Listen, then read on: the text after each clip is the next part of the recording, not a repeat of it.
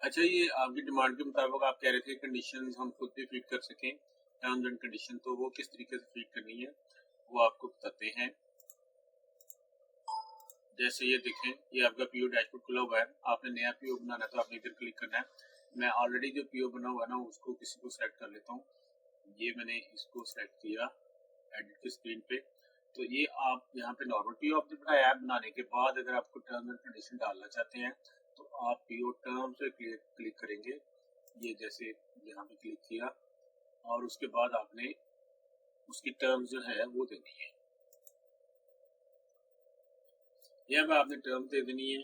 जैसे मैं यहाँ पे लिखता हूँ कंडीशन 1, उसके बाद डाउन एरो के जरिए नीचे आ जाना, कंडीशन 2, फिर आप जितनी मर्जी आप जो अपना टर्म्स या कंडीशन जो है ना वो लिख सकते हैं। तो जैसे कि फलाना टेस्ट होना चाहिए, ये काम होना चाहिए, इस तरह से पेमेंट करेंगे, पेमेंट का तरीका, मतलब जो भी टर्म है ना आप लिख सकते हैं। करने के बाद आपने फिर मेन पेज पे आ जाना है, उसके बाद आपने सेव करना है। तो ये आपकी जो है वो टर्म्स एंड कंडीशंस में जो वो सेव हो गई है। और जब आप इसका प्रिंट निकालेंगे, जैसे कि इसका हम प्रिंट निकालते हैं,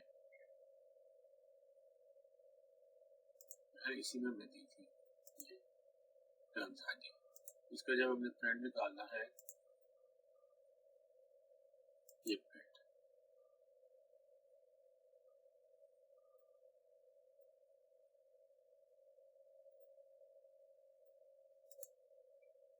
ये आपके सामने इसको प्रिंट आ गया। अब हमने जो कंडीशन दी थी वो यहाँ पे आ रही है, ये सामने जिस तरह लिखी थी उस तरह आ रही थी। नीचे जो आपकी दूसरी कंडीशन है वो भी आ रही है। ठीक है, तो आप अपनी मर्जी की कंडीशन इसमें आप दे सकते हैं।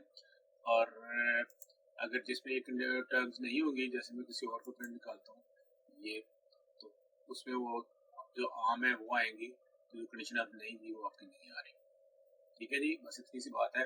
तो उम्मीद है आपको समझ आ गई होगी। अगर आपको किसी किस्म की कोई इसमें एम्बिग्युइटी है तो आप बता के पूछ सकते हैं।